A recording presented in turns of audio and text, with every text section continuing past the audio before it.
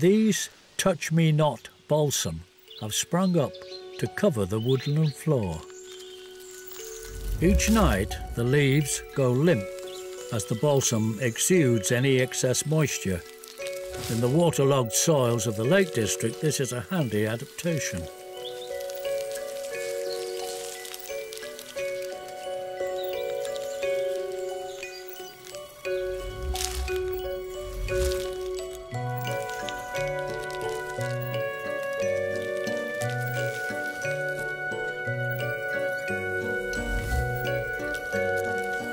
Soon their blooms unfurl.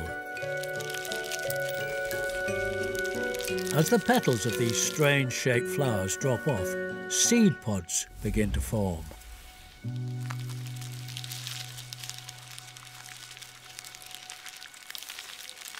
These pods are the favourite food of the netted carpet moth caterpillar.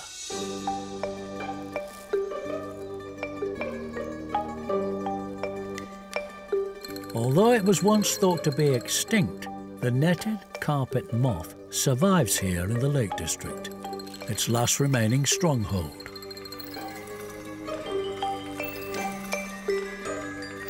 Touch-me-not balsam is their only source of food.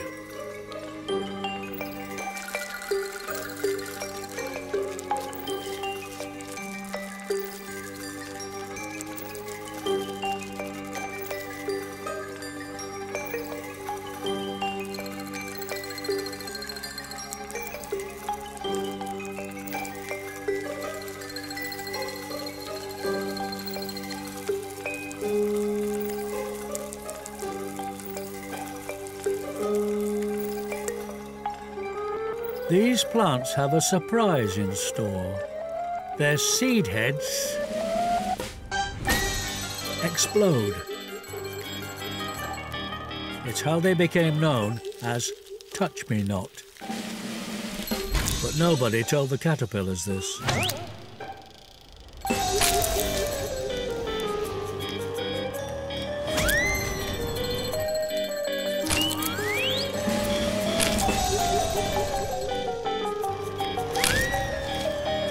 The caterpillars have no warning when these little bombs go off. It's not just seeds that get hurled across the forest floor.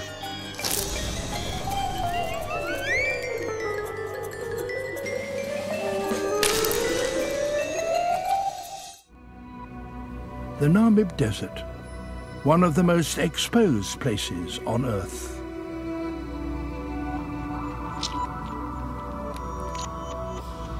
As the sun climbs high, everybody takes cover from the extreme heat. Everybody except the hot rod ant.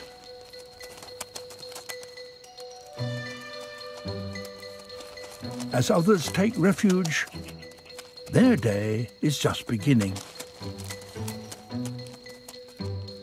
Cleaning out the nest.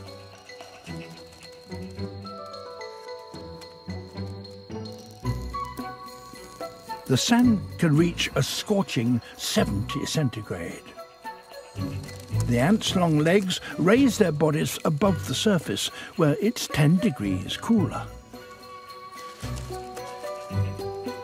But if they stand still, they will fry. They must keep moving or risk the same fate as their quarry, the creatures that have collapsed from heat stroke. Too deeply buried, but a good place to cool off. Foraging decisions must be fast. Too big? Perfect. Back to the nest before they also die.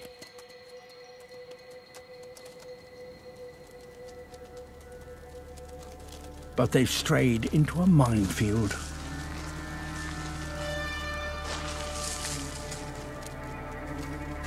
Each of these strange, cone-shaped pits is a death trap.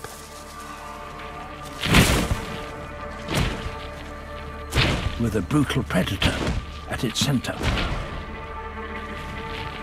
Here lie Antlion larvae, tiny ambush predators with venom-filled pincers.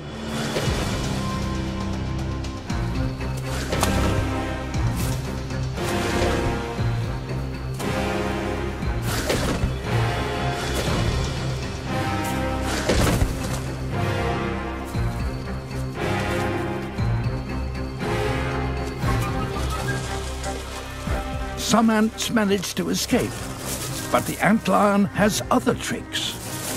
Flinging sand into the air, it creates an avalanche.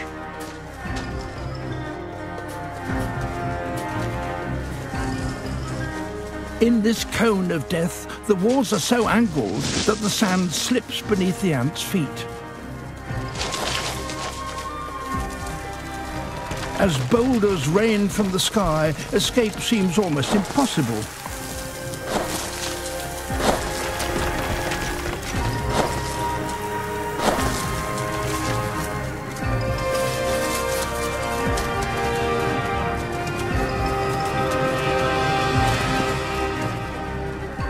Phew.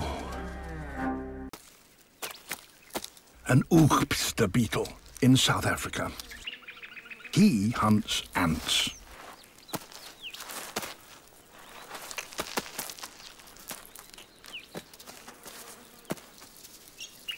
Eating ants may give him more than just nourishment. He may get something else from them that helps him fight his enemies.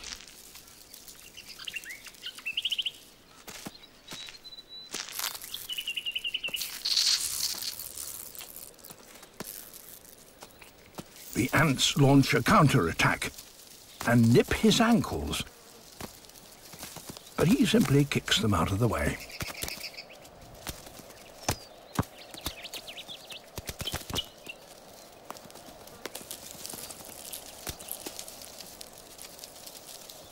The valiant ants drive him off, straight into real danger.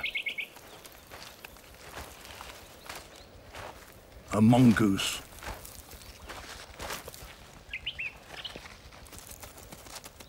It's inquisitive,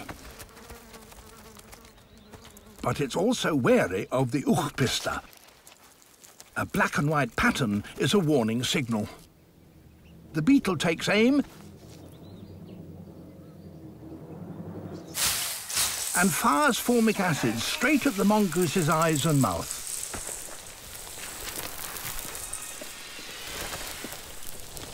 The beetle probably collected this acid from the ants. It certainly makes the beetle itself very distasteful, and that, in turn, makes it worth mimicking. This defenseless little lizard carries the beetle's warning pattern. It also imitates the way the beetle runs. Not particularly well, it's true, but well enough to fool predators into thinking it just might be an acid-firing beetle.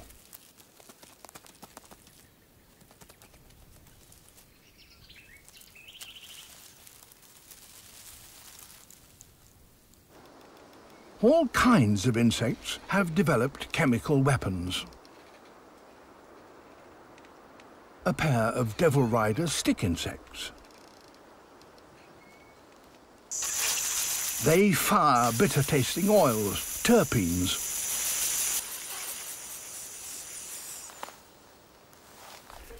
European wood ants under attack from a hungry crow. They fire the sort of acid that gives nettles their sting, so this is like one of us falling into a nettle patch.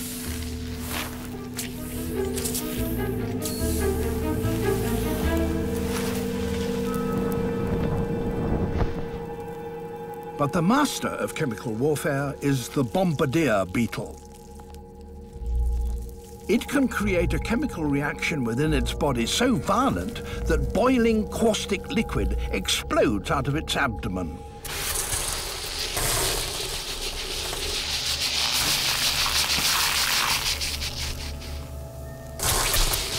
By pulsing the jet 500 times a second, it keeps its rear end just cool enough to prevent it being cooked.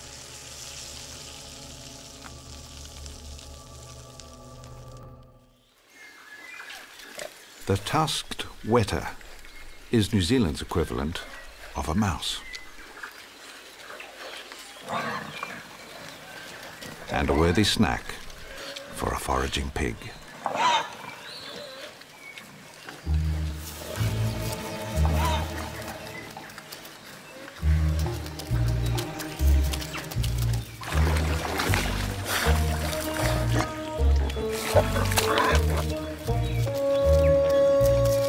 With pigs snuffling close behind, there is only one place to go. And it's the last place you would expect.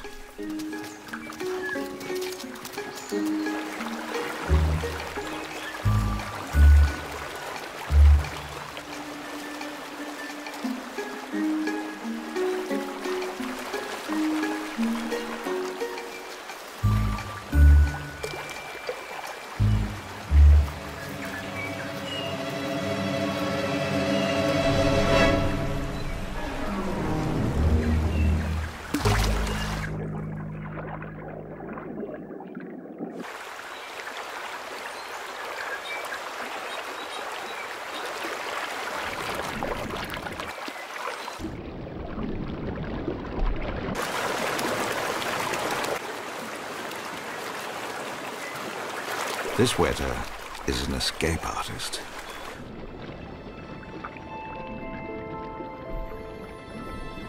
The pigs can't see or smell him when he's underwater.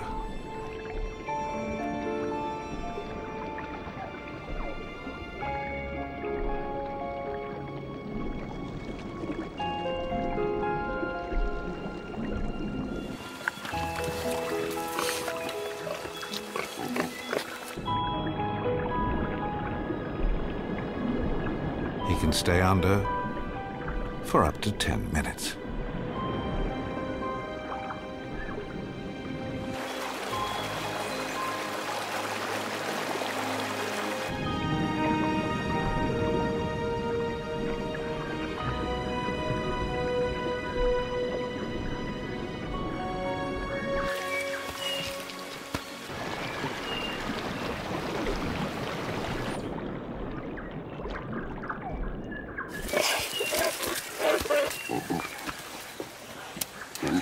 And now, the coast is clear.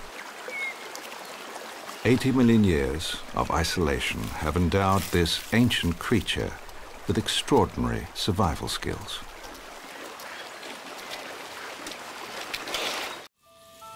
The army ant. This may look like a ball of 1 million individuals, but make no mistake, the colony acts as one. A superorganism with a sensory system of 2 million antennae. A skeleton made from the living bodies of workers. A defense system of soldier ants, ready to act at any sign of danger. A digestive system processing piles of food deep inside. Even a coordinated system for dealing with all the waste. These are insects that, by working together, transcend individual size. The colony can search the entire jungle and flush out its wildlife.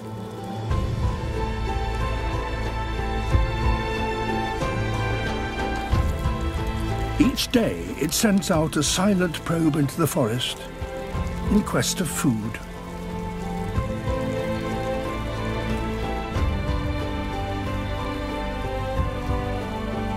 It doesn't use scouts like other ants. Instead, a vast search party pushes into virgin territory.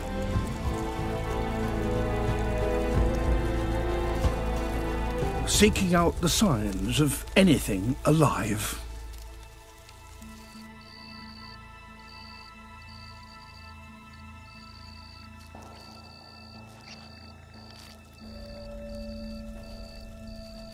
They spread out along a 10-meter front, sweeping across the forest floor. To find prey, the ants must first touch it. The irony is that this, the most successful hide-and-seek player in the forest, is almost completely blind. It distinguishes the living only by their movement. As long as an animal remains still, it is safe. But the slightest twitch will give it away.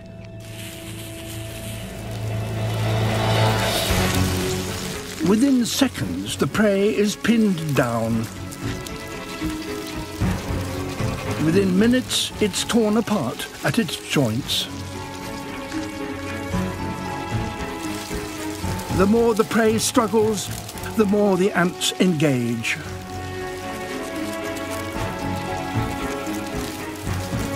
Right across the raid front, prey of all sizes are driven from their hiding places.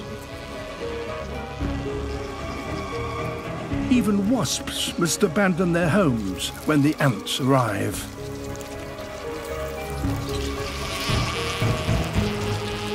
Everything alive in the path of the raiders, overwhelmed by sheer numbers.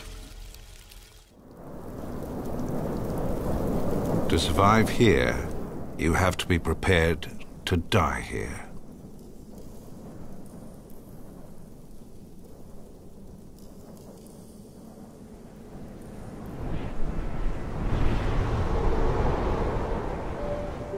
But the sun can return as quickly as the storm arrived.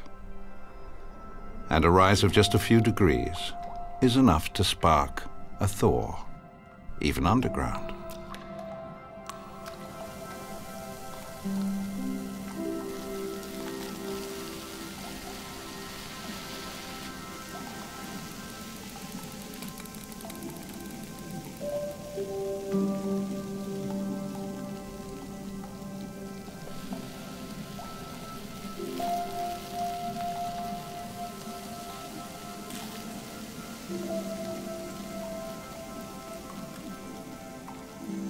Frozen solid, a mountain stone weta.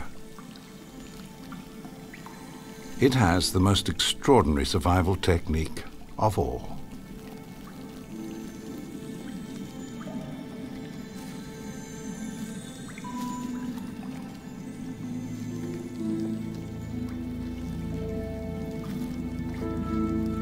The ability to come back from the dead.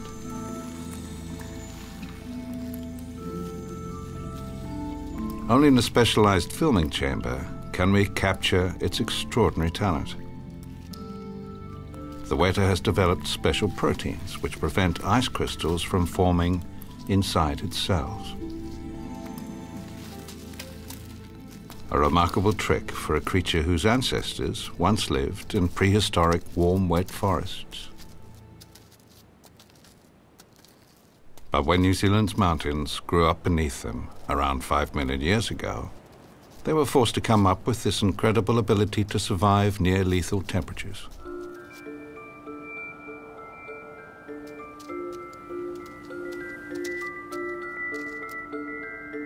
Defrosting uses up a lot of energy.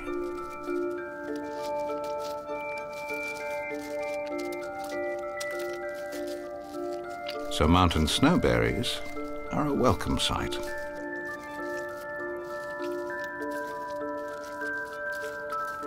The Weta needs to stock up while it can. The next Antarctic storm could be the return of winter.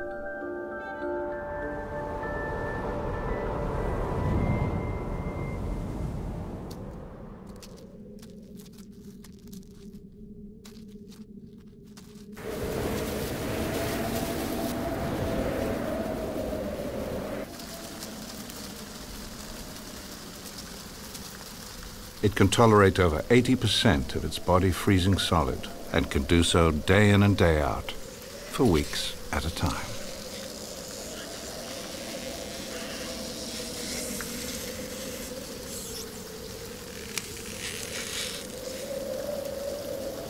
Nowhere else in New Zealand does life go to such extremes to survive.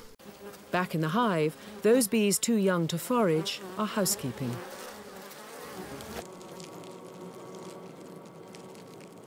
Like the hornet queen, the queen bee has the immeasurable task of laying enough eggs to ensure the health and future of the colony.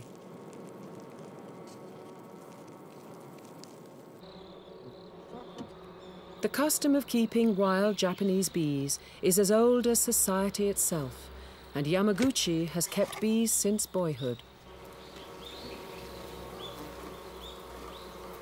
Japanese bees are so sensitive that it takes great patience and skill to keep them. The art of keeping them lies in understanding their behavior.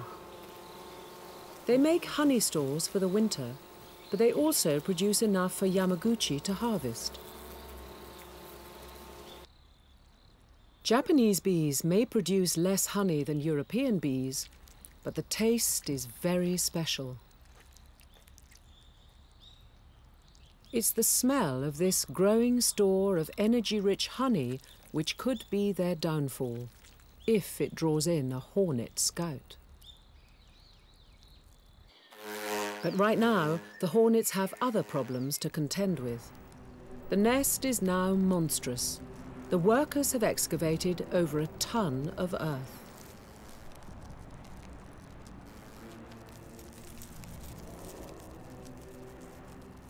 There are so many bodies living at close quarters that the queen and her dynasty are in danger of overheating. So workers create air conditioning, keeping a steady flow of fresh air circulating. Being unable to cope with high temperatures is a giant hornet's Achilles heel. The warmth of the hornet's nest belies the change in season.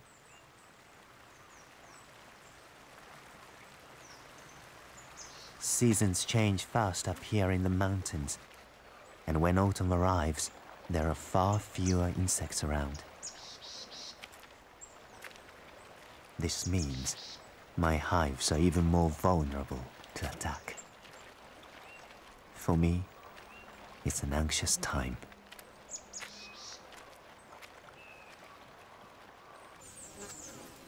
In the search for autumnal food, a scout hornet discovers Yamaguchi's wild bees.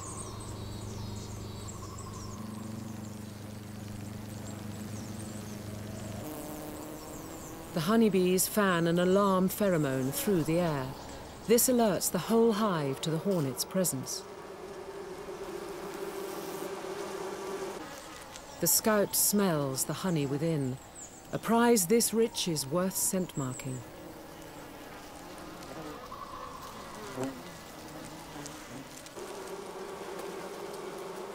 But unlike the European bees, these Japanese bees do not attack.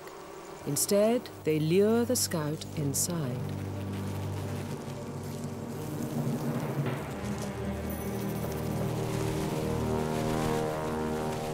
Still, the bees hang fire.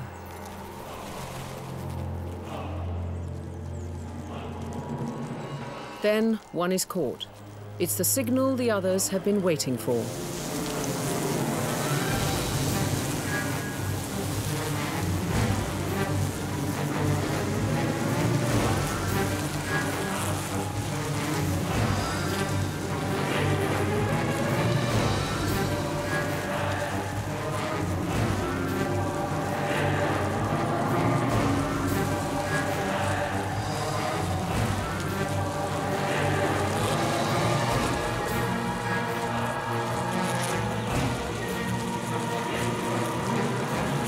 Surrounded by vibrating bodies, the hornet at the core of the bee ball begins to overheat.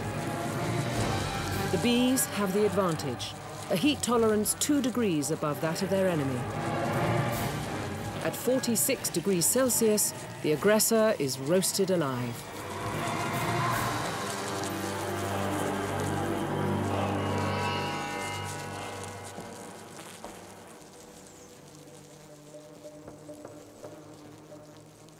The wild bees have spent millions of years living with the enemy.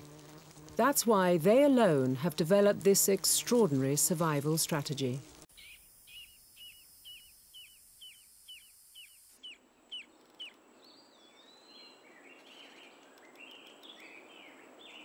He starts his search. A female is likely to be on a tree trunk. But trees in this part of the world are very tall. His search could be a long one.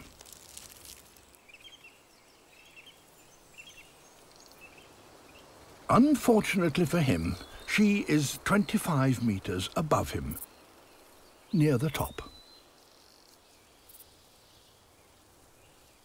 She has more normal-sized jaws, but then she only needs them for feeding. But he needs immense jaws for fighting, because there are other males around with the same mission.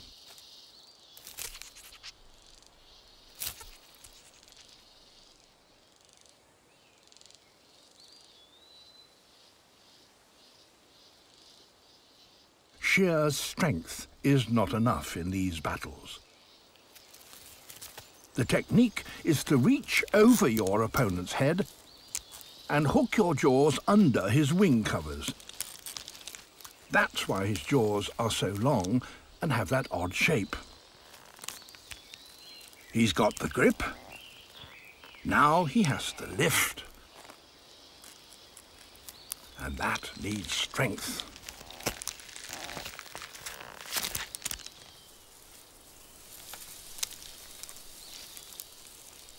Another lift is needed.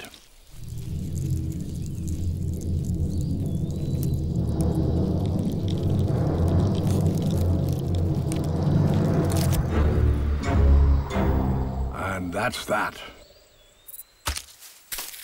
Beetle armor is strong, so he bounces.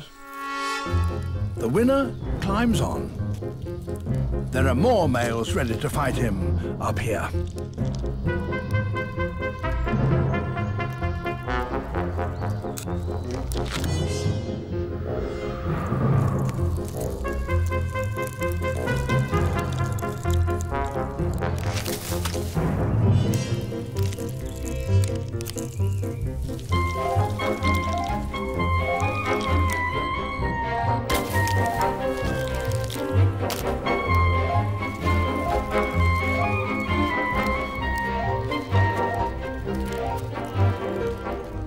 Here she is at last.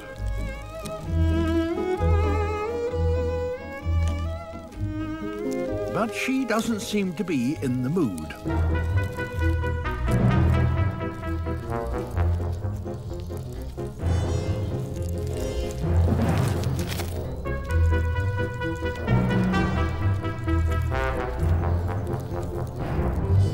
So now he has to use his great jaws as a restraining cage.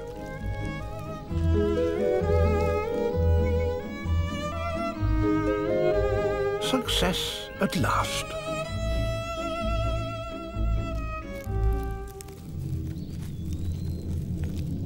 But the hurling habit dies hard.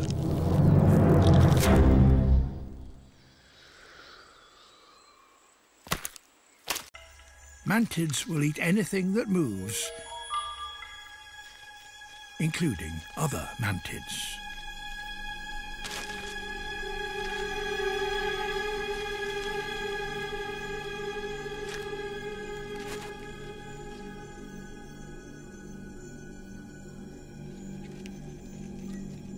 Time to leave.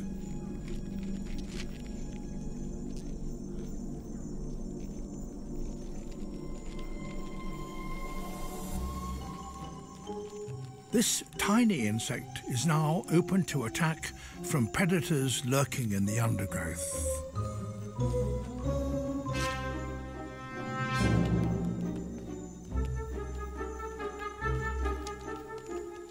Whether an individual mantis survives or not is partly a matter of chance. whether it's spotted by a predator.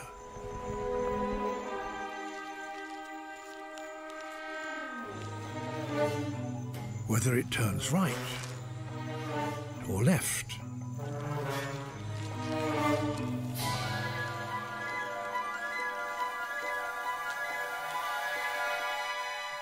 So far, its luck has held. But this hungry jumping spider is still in pursuit.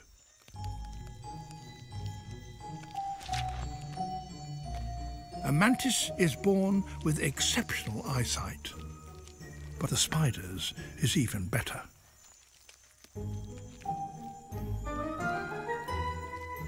Although this young mantis can't yet fly, its long forelegs, evolved to catch prey, give it reach.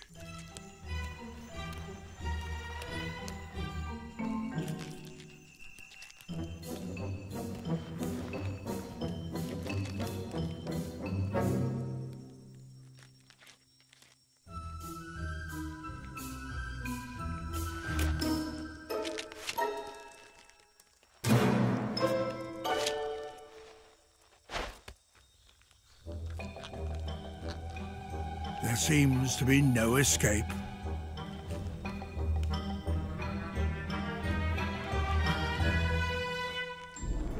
But this mantis has a surprising line in self-defense. Kung Fu, praying mantis style.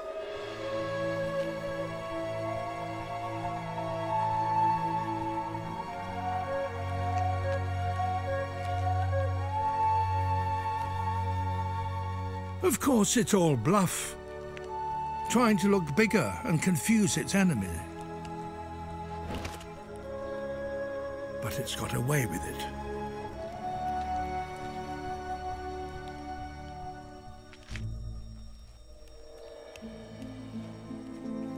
Just staying alive for its first few hours is a significant accomplishment for a newly hatched insect. But there's still a long way to go. With a bit of luck, in 2 months' time, it will be as big and beautiful as this orchid mantid.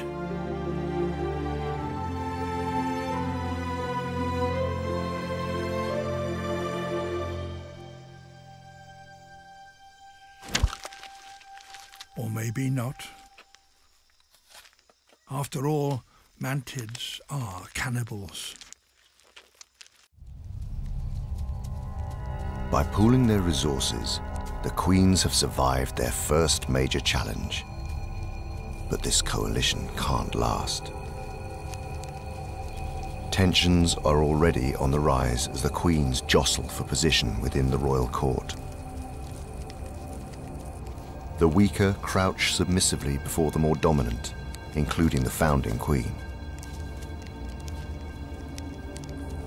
So begins the delicate maneuvering that will soon take on a deadly significance.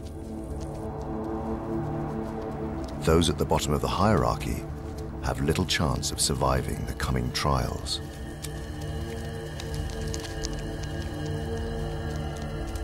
Another struggle for control is also beginning, above ground. The corral nest is not the only one in Horseshoe Canyon. The desert floor is littered with similar-sized colonies, and there's not enough room for all of them. Now the darker side of the honey ants emerges. It's time for the corral colony to mount a preemptive strike on its nearest neighbors.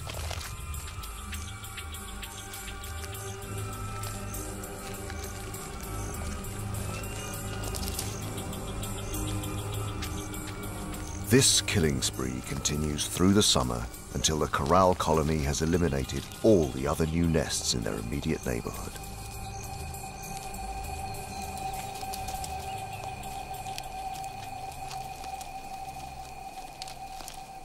The foundations of the empire have been laid. Underground, too, events have taken a darker turn.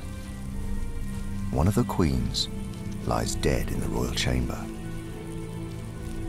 It's not clear why, But the workers have started singling out the weaker queens for special attention. At first it's all very subtle. One isn't fed so often or cleaned as diligently. But then, the workers start bullying and harassing their chosen victim. Finally, it spills over into direct attack, and the workers tear the chosen queen to pieces.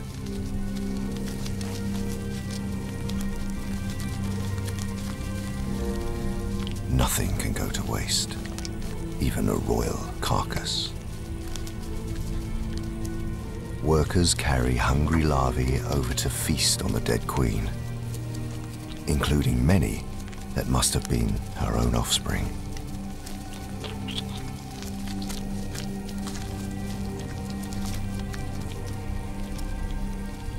As the weeks pass, the revolution continues.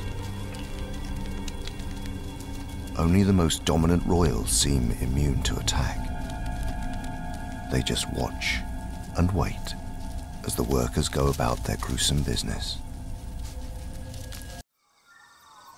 When the air itself becomes saturated and the temperature is just right, rare giants emerge.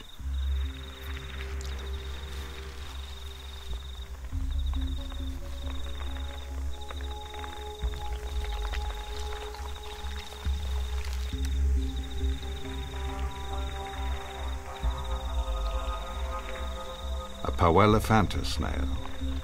It can grow to the size of a man's fist.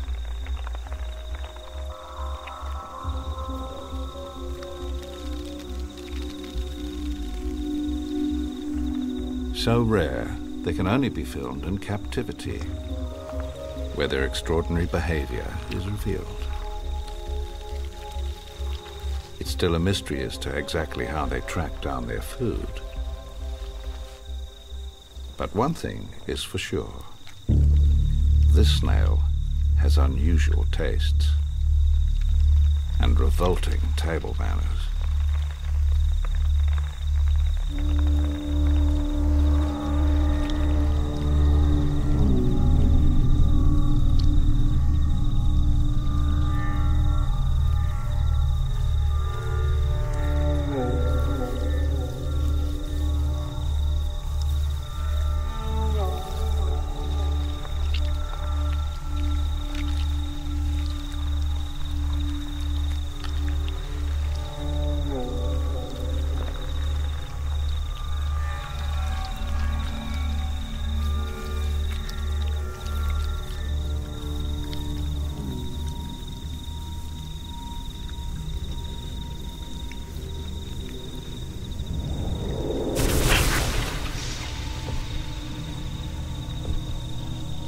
Its mouth envelops and suffocates the earthworm.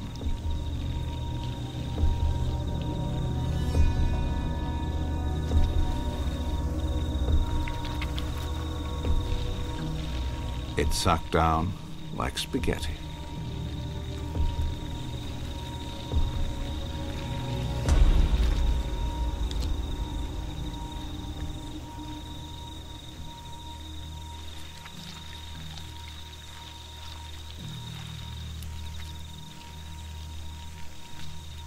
For anything bigger, it's got 6,000 teeth, ready to shred the next meal.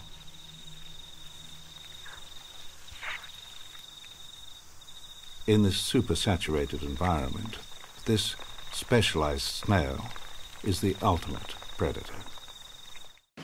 The rains have arrived in the mountains of East Africa. One of the most organized swarms on Earth has appeared above ground. They are driver ants, an insect with a fearsome reputation.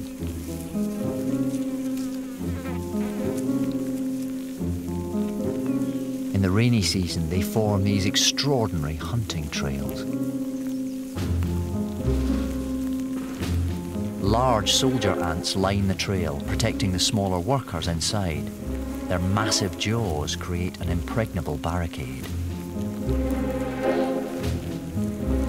The soldiers create these protective tunnels whenever they cross open ground.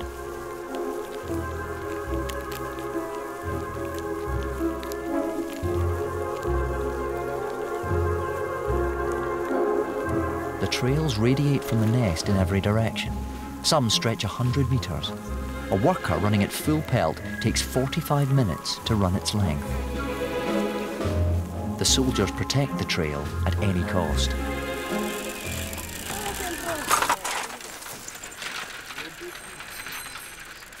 Although blind, they are highly sensitive to vibrations and air currents and become instantly defensive when under attack. Stress pheromones put the whole task force on alert. They are ready to take on anything, including people.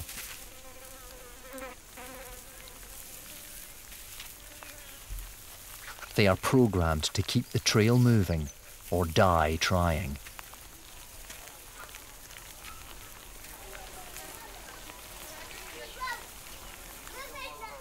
Driver ants are the stuff of legend. It is said that they kill everything that crosses their path. It is said that no animal is safe when they're on the warpath. It is even said that they will enter huts to attack people or kill babies left unattended in their cots.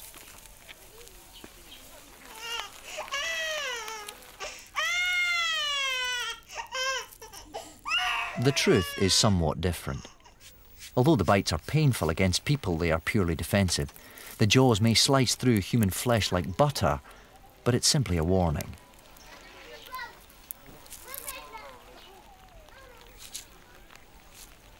Despite the myths, driver ants are still ruthless killers, but in a way that often benefits the villagers.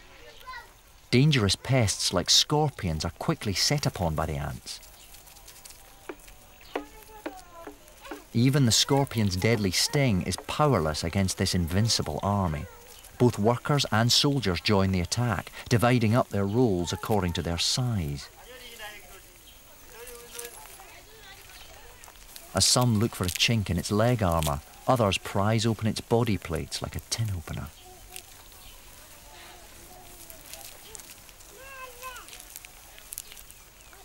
With its sting immobilised and faced by such overwhelming odds, the scorpion eventually gives up the fight. The dismembered body is hauled back down the trail to feed the nest.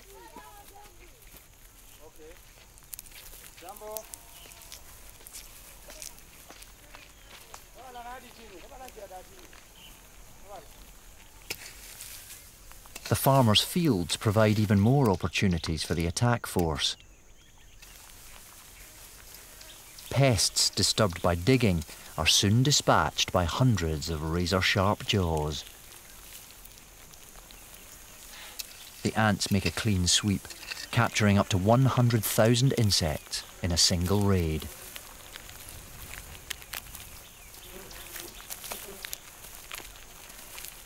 Despite the ants' formidable reputation, most farmers value their role as pest controllers. In defence of the trail, the ants take no prisoners, but even an innocuous-looking insect can be surprisingly dangerous. The soil millipede is killed quickly, but the soldiers' highly sensitive antennae immediately reveal that it's poisonous. The message soon reaches nearby ants. They know exactly what to do. They gather lumps of mud and bury the problem.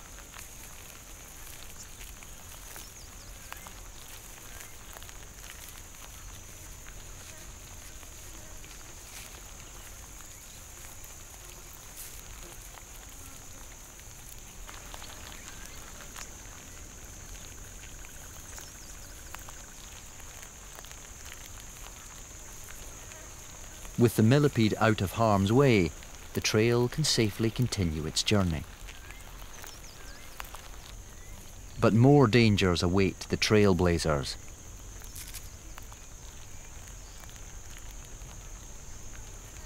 A preying mantis plucks unsuspecting ants from the column.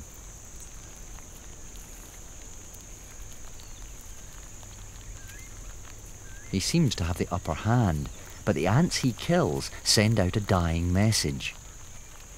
Reacting to this pheromone, reinforcements arrive. The mantis is a deadly predator, but the ants know exactly what they're dealing with.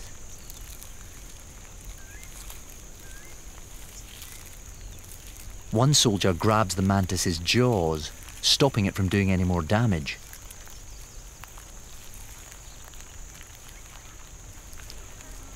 Other ants swarm over the mantis, butchering it with surgical precision.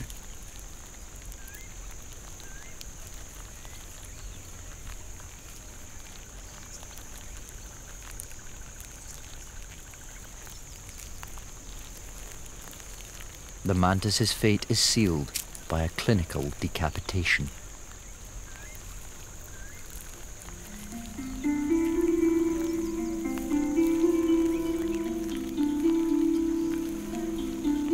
The eggs and pupae are taken into the new nest. Here, they're safe. The millions of interlocking ants that make up the nest's superstructure create an impenetrable barrier.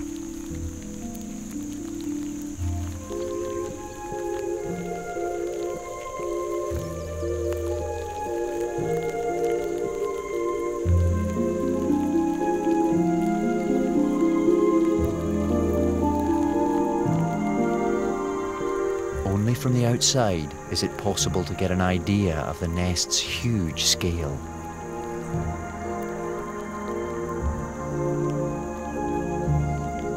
Literally millions of individuals form a nervous network that communicates using pheromones. As ants pass messages to each other, they effectively act like brain cells.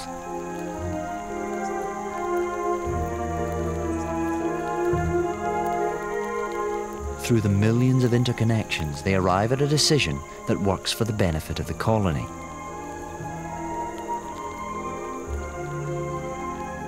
Like human brain cells, individual ants are not intelligent, but the links between them create a mind, an ant superbrain.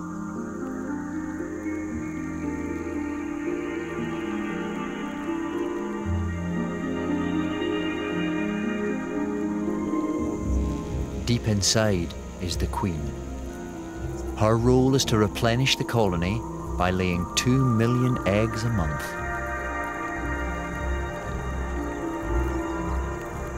She is merely an egg-laying machine under the collective command of all the ants that make up the mind of the hive. The ants create a different kind of intelligence, a brain that exists outside any single body.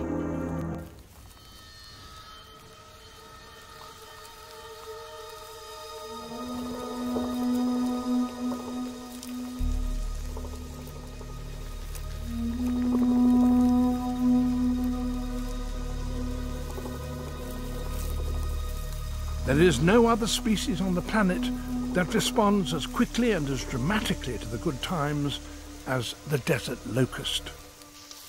Eggs that have remained in the ground for 20 years begin to hatch.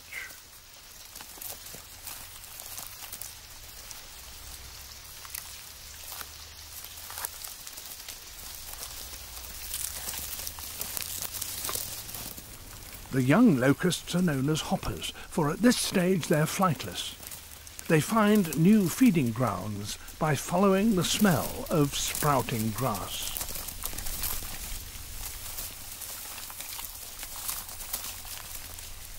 Normally, it takes 4 weeks for hoppers to become adults, but when the conditions are right, as now, their development switches to the fast track.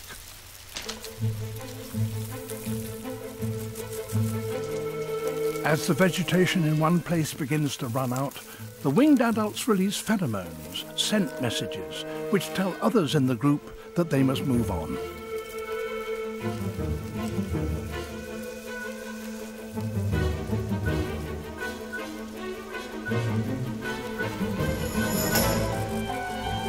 And when groups merge, they form a swarm.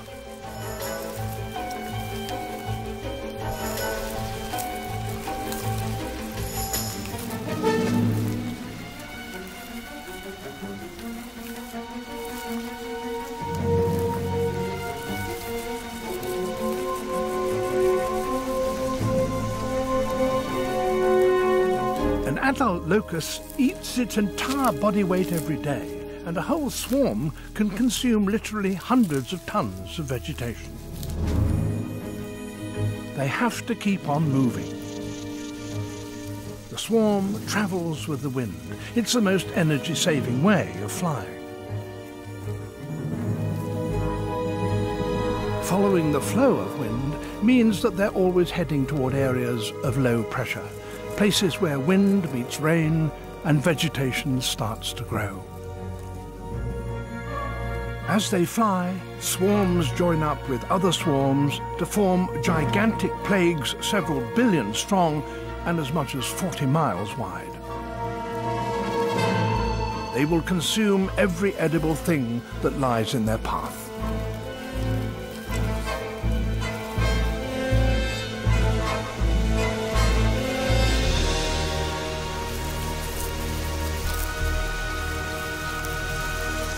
This is one of planet Earth's greatest spectacles.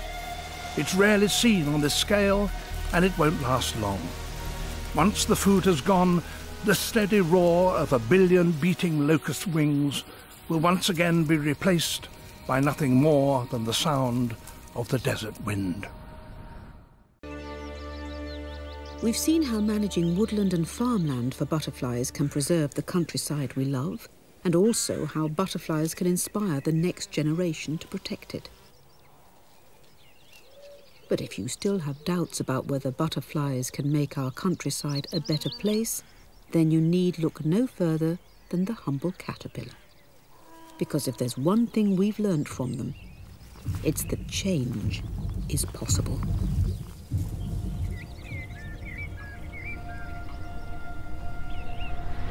This is a brimstone. It emerged from an egg a few weeks ago, but now it's ready for a change. First, it spins a silken pad, a place to anchor hooks on the rear of its body.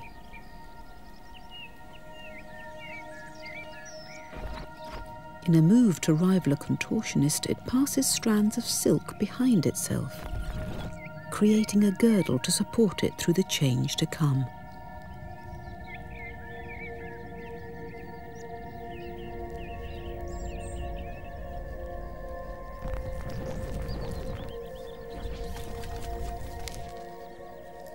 With anchor and line secure, the transformation can take place.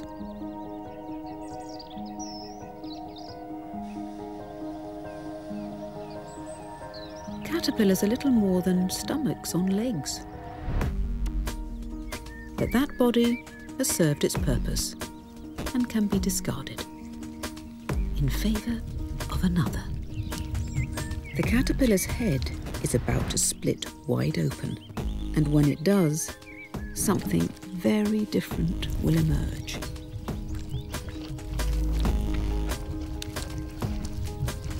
A chrysalis. The caterpillar was an eating machine, an identity rolled up like a sock and discarded. This body is for something different, an agent of near miraculous change, and one responsible for making butterflies powerful symbols of hope and transformation. This is a sign that something beautiful is surely on its way. The chrysalis is one of the most enduring symbols in the natural world.